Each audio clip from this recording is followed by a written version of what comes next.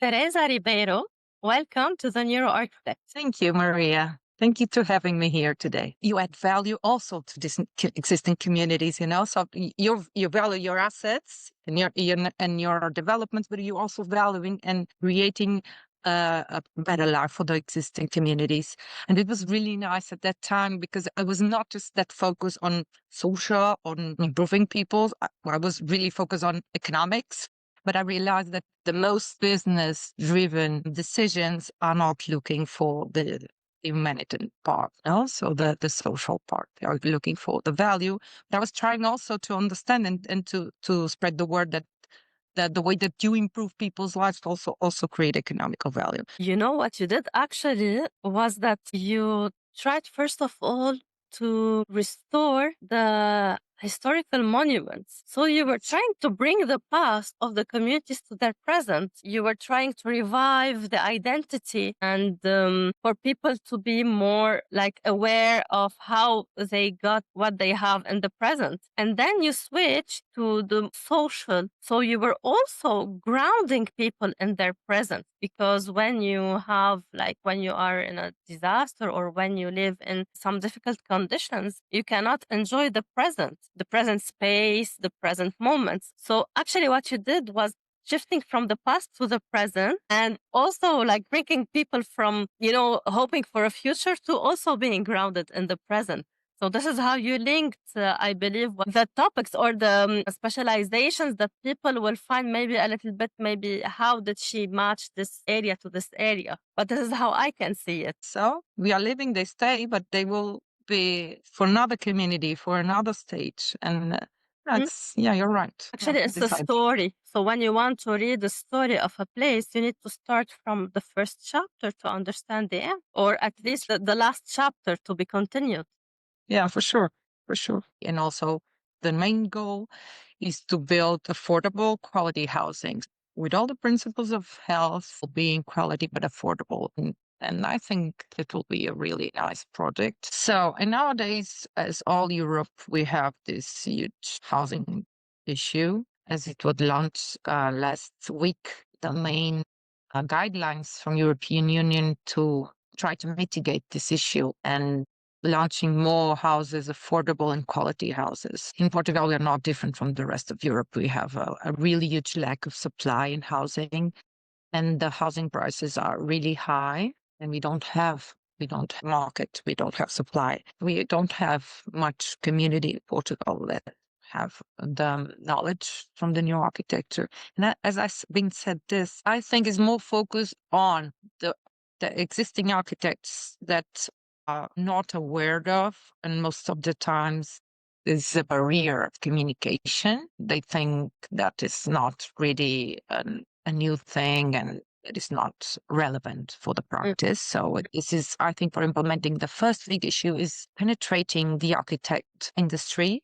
and the way that still be working. The second issue, I think, is trying to demonstrate that you can do really good development based on new architecture principles without spending too much in the first investment cost. They need to demonstrate long-term value, but not that you can also do the right things with not necessarily spending more money. I think this is the second communication. This is the factor that we all try to prove, and we all try to demonstrate that you don't need to spend much, you don't need to spend more, neither time nor money, and you can get very nice results that will give you a long-lasting building that will not cause any problems. The opposite, that will even enhance the quality of life for the residents and for the users and people who will use it from the exterior when they will pass next on a daily basis. Sure, for sure. And also you need to have more benchmarked. You need to have examples and you need to have the numbers, as I said. If you don't measure, you don't manage. With the right support, you will not also spend that much time. The key is putting that on agenda. So we can tell also the public, and we can tell these people who we will be talking with for our projects, that it's like the inventors or the technicians of a phone and the users of the phone. So they don't need to go into the details that we go to, but they can just get the result that they want, and they will see when we measure, because especially that this specialization is about measuring. So when we measure the post-occupancy results, they will see that there is indeed a difference that we saw when we were doing the research. But these technical details, not everyone is obliged to go to this. Yeah, for sure. And if you show that and linked with the value, and I think this is the key also when we all talk about that. Also, when I mentioned the challenge of air and water, maybe some people will think that these challenges can only be or should be only focused on in areas with difficult situation, let's say. They will think of other places, continents somewhere very far. But the fact is that all these details of environment and of movement of the person must be taken into consideration in every project. And sometimes, even in the most developed places, there will be some issues related to these factors. Yeah, for sure. I totally agree with you. And so you can also think about and how the building could be also one way to mitigate these issues. And the way to mitigate these issues is the way that you also help the behavior of the people. This is also behaviors that are changing. People are getting out of the homes and getting out of the countries. And also the building have this huge amount of responsibility to adapt that people can feel in a good way within this environment. So also another ethic responsibility for architects and for developers, not just environmental, but also all the situation.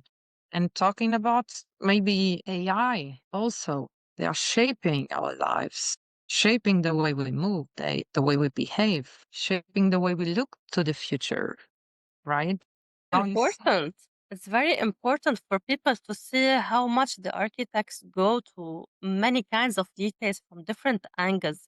It's not just a building and then we have some regulations and then, okay, we design something just to fit in the plot and that's it. You live inside, we're fine.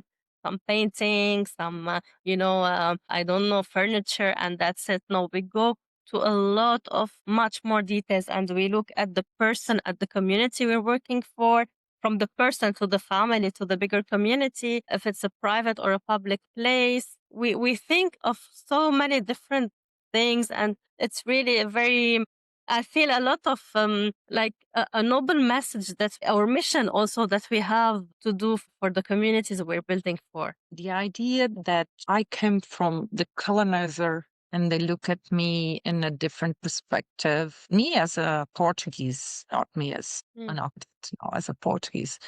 And look at us like, you again, you are here again. You want to exploit us again. And you need to fight and say, no, we are trying to help. We are trying to do something and demonstrate that now we want to help you develop your economy or something. And the layers. Very interesting. It's very interesting. And you said not as me, but as the Portuguese. So you mentioned your personal identity and your national identity.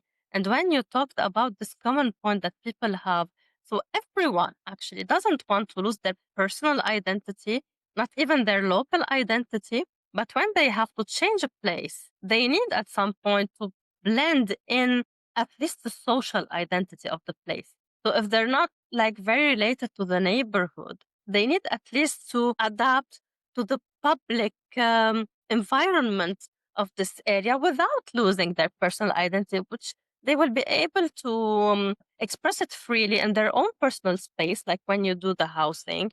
But then there is this common place for everyone where everyone needs to compromise at some point and adapt with the other, no matter the nationality. So even if, let's say, it's a Portuguese, like it's a public space in Portugal, even the Portuguese will have to compromise. So if someone comes from outside this area or the country, they don't need to feel that people are rejecting them. They just need to know that everyone is compromising at some point and they will adapt. So this is also very important in terms of social, because also architects work on the fact of identity and on the public space to reflect an identity that can comprise everyone. So this is a part of it, and it's very important for people to be aware of this. True. totally right. Yeah, I think we've talked about this common space that for me is the sole idea in all of the places that people really need and aim to the community and the common space. This is a huge momentum where we can measure social sustainability and social impact of the built environment. And we can demonstrate that really what we are here we do it empirically, or we thought with psychology and environmental psychology. Now we can measure it as a science and bring numbers. In this time of fast-paced development, we need to start intervening fast also. Let's say to balance a little bit between technology and between keeping the human factor also, and the human health and well-being alive and impacted positively by what we are building. And as we are now in a new era of building fast with AI, as you told you, Maria. 7 years ago, actually, you reminded me, I had an interview where the presenter asked me about AI and if the machine can replace the human. And I told him, in the middle of this fourth industrial revolution and what happened, and then AI. So yes, it can deliver like technically related results, but it will always need the instructions of the expert who knows the human for whom we'll be building. So it will deliver some random results if we don't intervene with our knowledge about the emotions of the human. So it will never replace architects. This is for sure. And today we are seeing the results of what I said like 7 years ago. We could foresee it, actually. We give we're talking about the importance of neuroarchitecture, human-centered design, but we need also to, let's say, help or guide people who want to work in this field to not fall in the titles like for marketing purposes or because it's a cool name. So also we need to spread more awareness about this for the public to know what they should expect, for decision makers to know what they should expect, and for people who would like to work in this field. It will happen that some proof of quality, that some of thresholds and this guidelines for what you can measure it and the way you can measure it. And in certain of time, there will be a legislation for this type of ideas and practice. I think that will be the same. These labs in universities, they will create some kind of standards and or certification. I don't know how to say it. The proof that the quality of your service and also your research, the way you apply the new architecture, and this will be must needed and will be a guide for the people that want to apply it. Teresa, thank you so much for this interesting conversation. Thank you, Maria, for having me. Thanks for watching us.